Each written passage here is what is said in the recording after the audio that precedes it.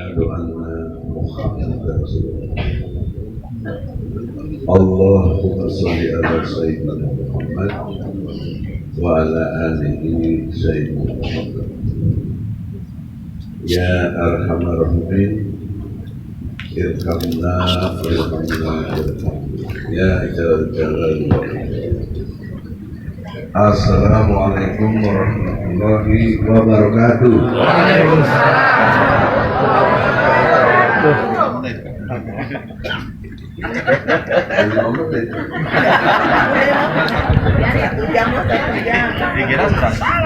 Gimana jamaah? Berlanjut. Lanjut. Al-Fatihah. Alhamdulillah minasyaitonir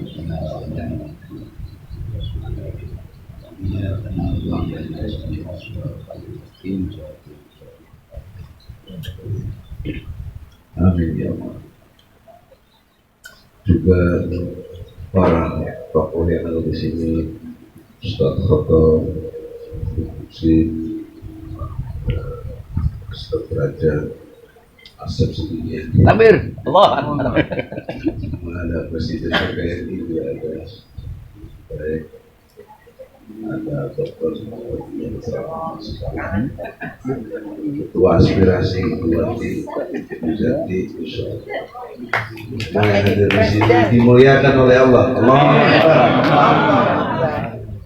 Saudara-saudara, dalam kesempatan yang berbahagia ini, dalam arti kita mensyukuri kehidupan kita, juga bisa di tengah pandemi kita masih bisa kumpul seperti ini, diberi nikmat sehat, diberi nikmat iman dan nikmat kemerdekaan. Dan nikmat kemerdekaan inilah yang hilang sesungguhnya karena banyak orang yang sengaja diperbudak oleh nafsunya sehingga tidak berani bicara kebenaran. Terakhir dalam konteks informasi, insya Allah tanggal 31 Agustus ke depan sidang gugatan kepada Jokowi dan DPR RI tetap kita lanjutkan dan mediasinya gagal total. Artinya dengan gagalnya mediasi masuk ke pokok perkara. Kalau sudah pokok perkara digelar, maka tampil banyak para saksi. Dan saya dengan tim advokat, TPUA, tim pembela ulama dan aktivis diberi kesempatan untuk menjabarkan atau menerangkan apa gugatan kita dan bukti-buktinya serta saksi. Sesungguhnya saudara-saudara, yang saya persoalkan secara tauhid, kita ini menggugat presiden yang munafik, presiden yang ngomongnya bohong, presiden yang kalau bicaranya itu janjinya itu ingkar dan diberi amanah khianat. Ini ada di surat At-Tahrim ayat 9. Perintahkan kita untuk memeranginya, setidaknya bersikap keras. Tidak bermaksud saya mengklaim berani, tapi ini konsekuensi tugas dakwah. Kekuatan kita sesungguhnya amat sangat dahsyat ketika kita sofan ka'annahum bunyanun marsus, kita bersaf-saf seperti bangunan yang kokoh, tapi kita tercerai-berai, kita tidak kompak. Disinilah saya bersyukur kepada Allah dengan adanya almarhum Buya Rian. Tiap malam minggu kita adakan pertemuan, baca yasinan, istighosah dan mendoakan. Semoga doanya diijabah. Amin. Dan insya Allah kalau menurut feeling dan kondisi objektif yang ada, ini harus dipahami, kekuatan rejim semakin lemah, ukurannya tidak bermaksud diri saya. Apabila kuat, mungkin saya sudah ditangkap lagi. Iya, betul. Karena di tengah mereka juga pecah. Ya, kita menyadari itu pertolongan Allah, walaupun kita tidak tahu, kita maju saja atas izin Allah, dan doa saudara-saudara semua didengar oleh Allah.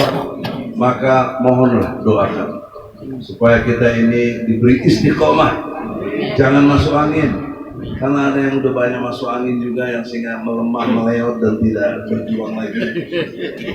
Ini berbahaya karena dalam perjalanan yang saya alami dua hal penting: diiming-iming, dibaikin, dijanjikan banyak hal, bahkan ditawarkan ini dan itu.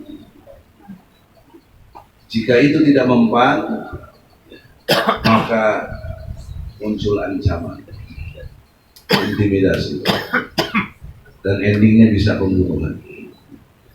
Jadi tidak bermaksud saya memprovokasi. Mohon doakan, jika kita aman ke depan, berarti kekuatan politik itu ada pada kita, sebentar lagi ada perubahan. Tapi kalau ancaman itu datang kepada saya, itu berarti kita lemah. Karena walaupun nanti terjadi apa-apa, juga prediksi umat juga tidak bergerak. Karena contoh ada, tidak bermaksud mengklaim siapapun, tapi sudah ada yang mati dari kita, dibunuh dengan sengaja, tetapi reaksi kisosnya tidak ada. Itu tidak bermaksud menjustifikasi lemah kepada kita, tapi itu kan ukuran. Oleh karena itulah, dalam kesempatan ini kita bangunlah tiga hal penting. Satu, persepsi kita yang sama, bahwa kita menghadapi pemimpin yang munafik yang harus kita bersikap keras, bahkan peranginya, perintah surat At-Tahrim ayat 9 itu. Yang kedua, kesadaran. Apa yang Anda bisa buat, buatlah, sekalipun itu cuma sekedar doa. Karena itulah selemah-lemahnya iman. Nah, kesadaran ini harus kolektif. Karena dengan kesadaran kolektif, kita akan bisa menjadi yang ketiga, konsep pentaatan yang bersama. Dan muncullah kekuatan. Di kekuatan itu, menurut teori sosiologi yang saya pahami, kita harus satu persepsi. Kita menghadapi public enemy, musuh bersama. Kemudian kita punya kesadaran yang sama, harus berbuat. Karena Allah mengingatkan dalam Ali Imran ayat 142, an hasibtum an tadkhulul jannah, apa kamu kira kamu masuk surga? Udah pergi haji, udah pakai kerudung, udah pakai topi haji, semuanya udah luar biasa, sholat subuhnya juga di masjid, tapi kamu tidak jihad, jangan mimpi masuk surga. Ali Imran 142. Mungkin saya keliru, tapi normatif yang saya baca di Qurannya begitu artinya. Dan sabar. Dan sabar diterangkan di situ bukan cicing wae. Harbolin, dahar, modal, ulin. Sabar di situ tidak lemah, tidak lesu, tidak menyerah kepada keadaan, pada musuh Allah ini. Berarti kesadaran kita harus bangkit sekecil apapun. Dan menariknya, dalam pengertian perjalanan rohani yang saya alami, ketika kita membangun kesadaran yang kuat kepada diri kita, bahwa kita wajili mandud dalam lindungan Allah, dalam jangkauannya Allah selalu melindungi kita, maka refleksinya, ketakutan itu energinya Allah sampaikan kepada orang-orang kafir itu. Jadi teorinya sederhana, kalau Anda takut, mereka berani. Kalau Anda berani, dua, bisa takut, bisa berani. Nah, kalau sama-sama berani, ya tempur gitu.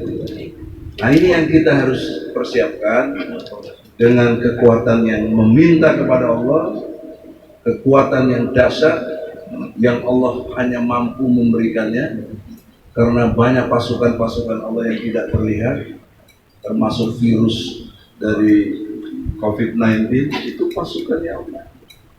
Dan saya ingat betul bagaimana yakinnya almarhum bahwa tidak ada itu. Dengan satu pendekatan, semua yang di langit dan di bumi bertasbih kepada Allah, termasuk virus dong. Tuh. Kalau virus itu bertasbih, kita juga bertasbih. Masa sama-sama bertasbih kita diserang? Nggak mungkin.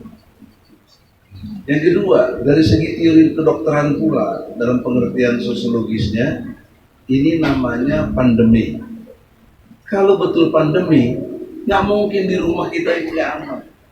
Pasti kena. Kita sekarang kumpul gini, kalau betul pandemi, pasti kena. Ini namanya epidemi. Ya.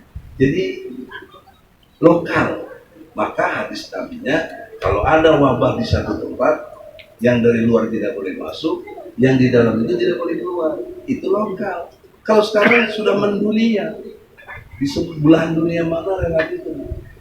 Tetapi tetap saja lokalisir persoalan itu harus dimengerti. Maka oleh karena itu PPKM yang ada sekarang ini menurut saya, tolong disempurnakan kaitan dengan dalilnya. Ara'aital ladzi yukadzibu bidin. Tahukah kamu siapa yang mendustakan agama?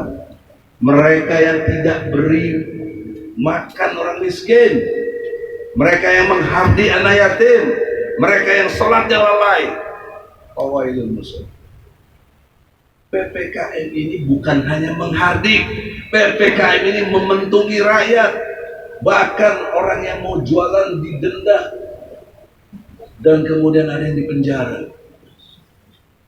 Ini kan kena sebenarnya surat Al-Maun. Saya sudah sampaikan, saya sudah bikin Egi Sujana channel. Saya sampaikan, Jokowi, Anda telah melakukan pendustaan terhadap agama. Dan saya sedih juga, tidak bermaksud mau against, tapi adik saya Anies Baswedan sebagai gubernur juga ikut-ikutan. Bahkan mau kemana-mana sekarang nggak bisa kalau nggak ada vaksin. Ini termasuk menghargai anak yatim. Nah, anak yatim jangan dipahami secara biologis saja, tidak punya bapak. Bapak dalam konteks sosiologi itu namanya feodal, ya. Feodalisme yang ada betul-betul harusnya terputus, tidak boleh feodal. Maka orang yang yatim sesungguhnya yang terputus dari perbudakan, dari feodalisme. Kita ini anak yatim dalam perspektif sosiologis. Maka oleh karena itu kita tidak boleh dihardik, kita tidak boleh dipentungin, kalau demo ditangkapin dan lain sebagainya. Tapi saya tidak melihat, tidak bermaksud mendelegitimasi majelis ulama yang kumpulan para ulama luar biasa, ahli fatwa. Tidak ada mengkaitkan dengan surat Al-Maun, enggak ada. Bahkan membenarkan, sampai masjid ditutup pun dibenarkan. Maka kurang zolim apa lagi negeri ini?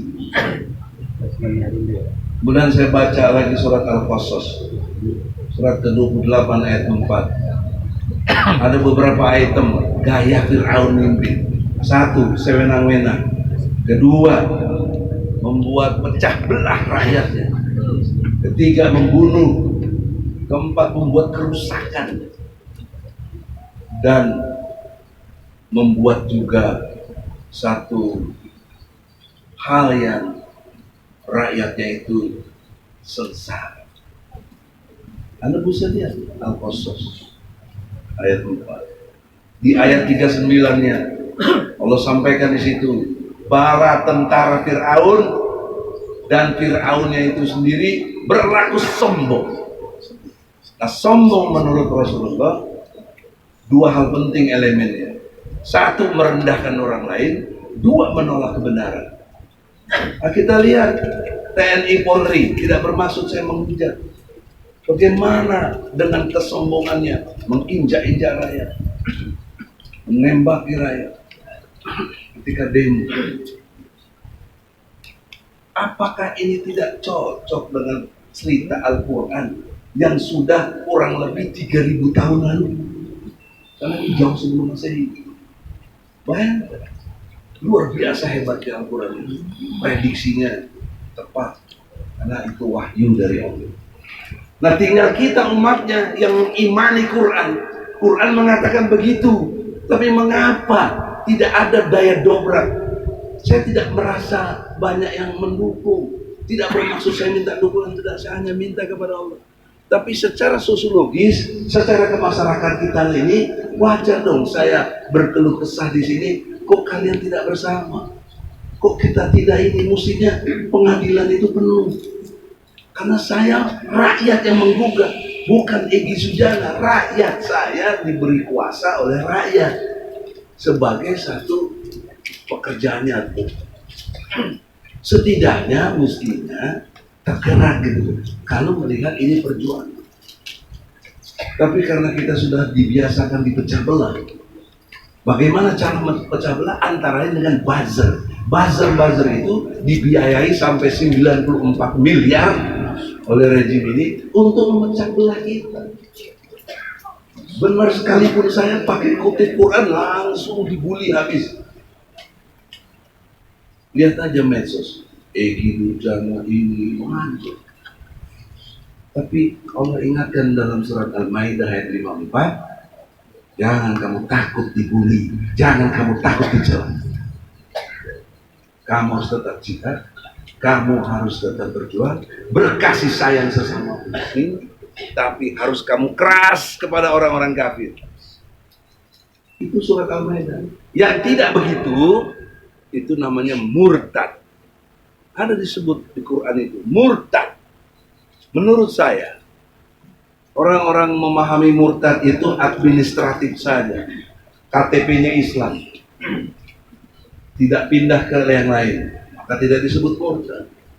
Oke, administratif tidak murtad. Tetapi substansinya murtad. Kenapa? Dia tidak mencintai Allah. Dia tidak berkasih sayang kepada sesama muslim. Lihat tuh, si Ali Mukhtar Ngabalin, mana kasih sayangnya sama kita? Kelihatan jelas. Mahfud MD juga, kita lihat semua. Tapi dia berkasih sayang dengan orang-orang kafir, bahkan bersama dengan sana. Itu indikasi yang Allah gariskan di dalam surat Al-Maidah ayat 54. Murtad. Saya tidak memberikan hukum kepada mereka, tidak. Tapi saya membaca Quran. Ciri-ciri yang murtad begitu. Dan tidak berjihad di jalan Allah. Nah, pertanyaan seriusnya, banyakkah kaum muslimin dan muslimat yang KTP-nya tetap Islam, tetapi kelakuannya seperti surat Al-Maidah ayat 54 itu? Kalau banyak, itulah kemurtadan. Dasar negeri ini. Kita dipimpin, kita dimurtadkan oleh keadaan ini. Dan COVID-19 ini, Allah sudah bilang dalam surat Al-Mudaththir, surat ke-74, ayat 30 dan 31.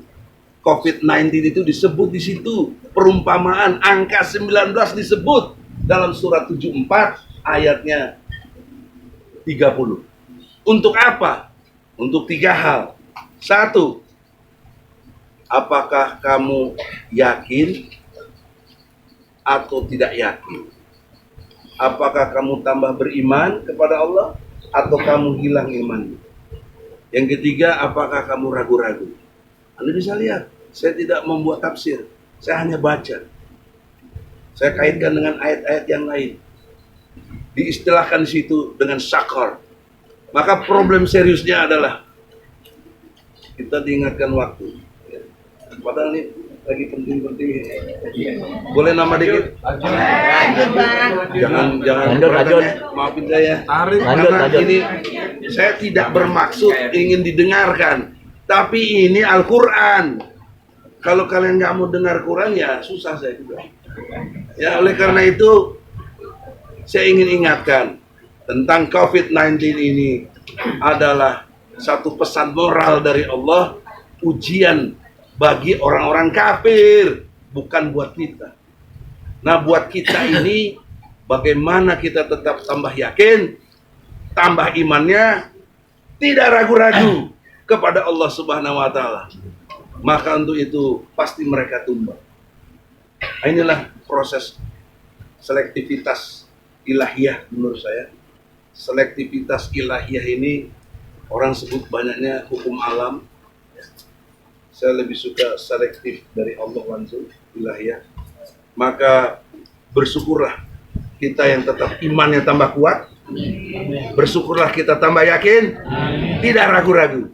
Banyak mereka dari kita umat Islam, termasuk majelis ulama, ikut menutup masjid, ragu-ragu, nggak berani. Padahal Allah jamin dalam surat Al-Baqarah ayat 125, masjid itu tempat berkumpul dan aman. Itu garansi dari Allah. Kenapa kita meragukan Allah? Nah, itulah konteksnya, kita mesti ngaji serius. Betul kata panitia, waktunya memang harus dibatasi. Maka ngajilah, bacalah sebanyak Al-Quran, sehingga dikaitkan dengan ilmu Osjubedil yang saya buat teorinya, objektif, sistematis, toleran, jujur, benar, adil. Allahu Akbar. Assalamualaikum warahmatullahi wabarakatuh. Akbar. Yo Bang Ege. Bang Egi, kalau saja Buya masih ada yang Oh iya. kalau saja beliau Presiden belum dilantik. beliau akan lebih mendukung lagi. Amin.